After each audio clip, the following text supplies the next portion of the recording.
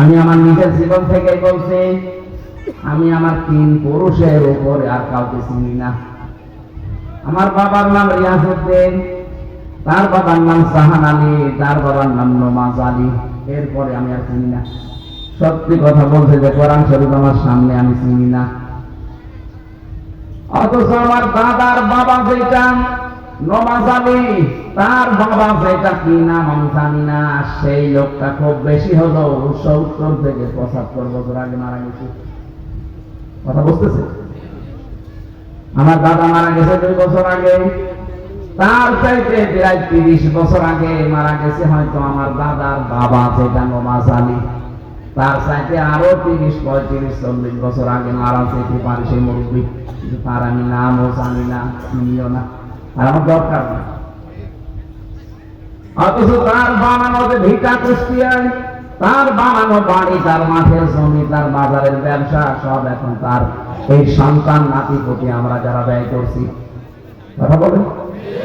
এখন বলেন তো এই যে 75 বছর আগে 70 বছর আগে যে মুরব্বী মরে গেল আমার দাদার দাদা, এই লোকটা যদি এখন কুষ্টিয়ায় এসে বলে যে এই জমি জায়গা আমার, এই 2 তলা বাড়ি আমার, তোর দাঁত মুখ তুলে ফেলবো না?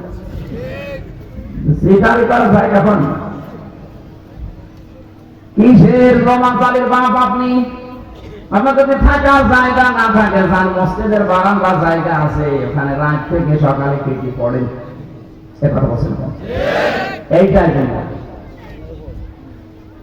আপনি কেন বনের জমি জায়গা ফাঁকি দিতে যাবেন? বড় হতো জমের জমি তো ফাঁকি দিইনি, মাঠের জমি তো দিয়েছি। কেন মাঠের জমির কথা শুধু আউলাদিকুম লিযাকারি মিসলু হাযযিল উনসায়াইন।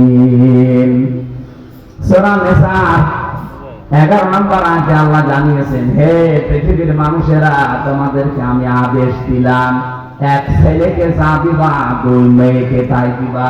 এটাকে শুধু মাঠের জমি দিবা এরকম কথা আছে? বলেন, আপনার ব্যবসার ভাগ দেওয়া লাগবে, আপনার দোকানের ভাগ দেওয়া লাগবে, আপনার বাড়ির ভাগ দেওয়া লাগবে, আসবাবপত্র যা আছে তাই ভাগ করা লাগবে। আপনি 2টা মিলে তার একটা থালা দেওয়া লাগবে। আপনি কি এটা ছোটখাটো বিষয় মনে করছেন? এইটার জন্য না জানি জাহান্নামী হয়ে যান কিনা? কি হবে আপনার নামাজ দিয়ে, রোজা দিয়ে, হজ করে? কত মানুষকে দেখতে পাওয়া যায় এই শরীর ফাঁকি দিয়ে তারা আবার নামাজে তাহাজ্জুদ পর্যন্ত পড়ছেন। যারা শরীর ফাঁকি দিয়েছেন,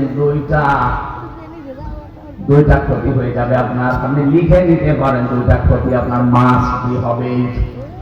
1 নম্বরে আপনি যখনই শরীর ফাঁকি দিয়েছেন, সে বোনকে হোক, মেয়েকে হোক, চাচাকে হোক, ফুফুকে হোক, জনগণকে হোক, যারা শরীর ফাঁকি দেবেন, মানুষের সম্পদ আত্মসাৎ করে নেবেন, 1 নম্বরে ওই দিন থেকে যতদিন বেঁচে থাকবেন আপনার কোনো ইবাদত আর কবুল হবে না, বন্ধ হয়ে যাবে।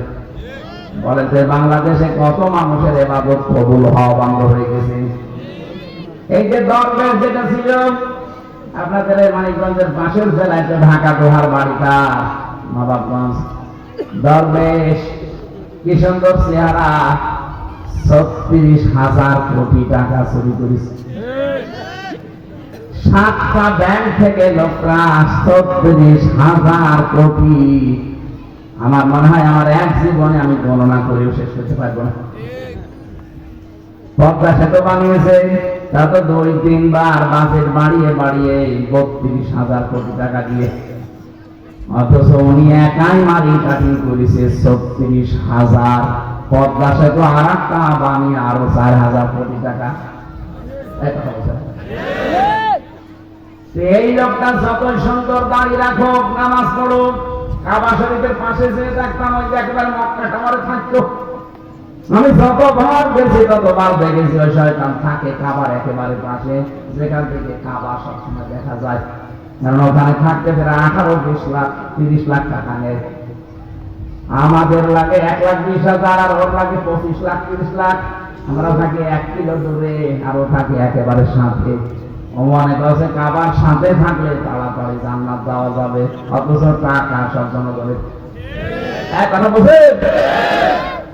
আপনি ভাবেন তো এই লোকটার জীবন নিয়ে হাদিস হচ্ছে কেউ যদি শরীক ফাঁকি দেয়, শরীক বলতে আপনার বোনের হতে পারে, ফুফুর হতে পারে, আপনার মেয়ের হতে পারে, চাচার হতে পারে, জনগণের হতে পারে, শরীক যারই ফাঁকি দেবেন, যেদিন ফাঁকি দেবেন ওই দিন থেকে আপনার ইবাদত বন্দেগী টোটাল কবুল হওয়া বন্ধ।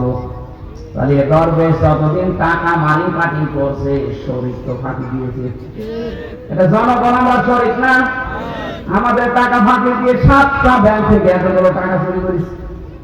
তাহলে এর জীবনের কোন হজ, কোন নামাজ, এ সাদা পাঞ্জাবি, সাদা দাড়ি সব মেকি মেকি না? এই জন্য তো দাড়ি কেটে সফা করেছিল। সাংবাদিক জিজ্ঞাসা করেছেন, আফারমান দাড়ি কাটলি? দাড়ি রাখার জন্য ধান বাঁচান খরচ। আমি দাড়ি কেটেছি তাই যে আমি তো জান বাঁচানোর জন্য কি ফটো উঠিয়েছে দেখেছি।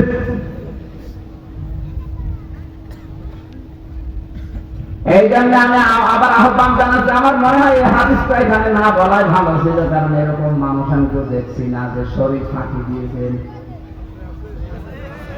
যদি সত্যি ছেলে মেয়ে বোন ভাই ফুফু চাচা এদেরকে ফাঁকি দিয়ে থাকেন, আপনি নামাজ বাদ দিয়ে দেন। ভাই কিসের নামাজ পড়ে? নামাজ তো মাঠে মারা যাচ্ছে, সুতরাং আজকে থেকে আপনি আর নামাজ পড়বেন না, ঠিক আছে?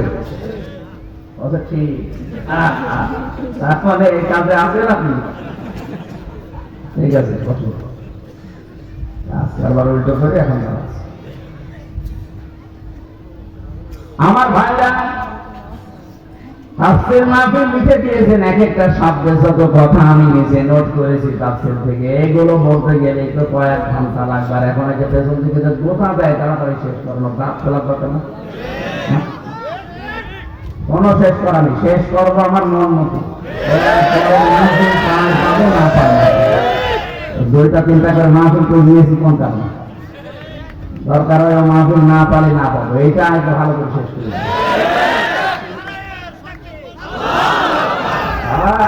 তাহলে ওরা তো এখন নামায় পাকবে না দিতে নাও বেল্লা বল ছিলাম, এখন মনে হচ্ছে ভালো ছিলাম। 3 বছর কোনো কথা বলা লাগছে না, এখন এসে দেখে মুসিবতের শেষ নেই। এক একদিন 3টা-4টা, আজকে নাকি 3টা নিয়ে আমার শরীর চলে না, আর ওরা 3টা-4টা নিয়ে বসে আছে। সুবহানাল্লাহ, আলহামদুলিল্লাহ, লা ইলাহা ইল্লাল্লাহ, সুবহানাল্লাহ, আলহামদুলিল্লাহ,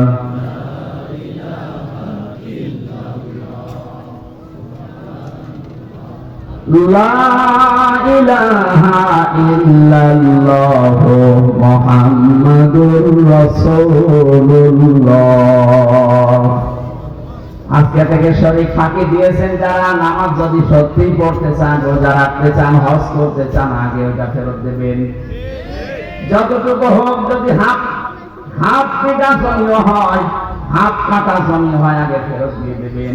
1 ইঞ্চি জমি যদি কেউ মেরে খেয়ে থাকেন, কিয়ামতে এরকম জমিন 7টা আল্লাহ মাথার উপরে চাপিয়ে দেবে। কি আর কে মনে করেন কথাগুলো? এটা বাস্তব যেদিন হবে সেদিন আর ও আগে লাভ হবে না, এখন সতর্ক হওয়া দরকার। তাহলে মাসলাটা কি বললাম? শুধু মাঠের জমি বোনকে দেওয়া লাগবে, বাড়ির আসবাবপত্র পর্যন্ত ভাগ হবে, ঘর থাকলে ঘর ভাগ হবে। যদি বলেন যে হ্যাঁ আমার বোন এখান থেকে ঘর কি করে দেবে, ঘরের দাম নেই, ঘরের দাম মূল্য হিসাব করে বাজার দর হিসাবে তার টাকা দেবে। যদি বলে না ভাই আপনারই চলে না, আমি নেব না, মাফ করে দিলাম, তাও মন থেকে বলা লাগবে। যদি কায়দা কৌশলে বের করে নিন, কাজ হবে না। গাছে কাঁঠাল ধরে আছে, 4-5 জন কাঁঠাল গাছের নিচে বসে আছে, ভাতিজা একটা এসে বলছে চাচা এতগুলো কাঁঠাল একটা দিলে হয় না। চাচা চিন্তা করছে 5-6 জন বসে, এখন যদি বলি দেব না, দাদা আমার নিজের একটা প্রেস্টিজ, এই লজ্জার খাতিরে যদি বলে ঠিক আছে একটা কাঁঠাল নিয়ে যা, এই যে যা বলেছে ওটা নিয়ে গেলে আপনার দায় হবে না, কারণ মন থেকে দেয়নি। কথা বুঝতেছে? আমার বোন কেউ যদি এরকম কায়দা কৌশলে ফেলে ও শেষে যদি বলে ঠিক আছে যা, না যায় যাবে না।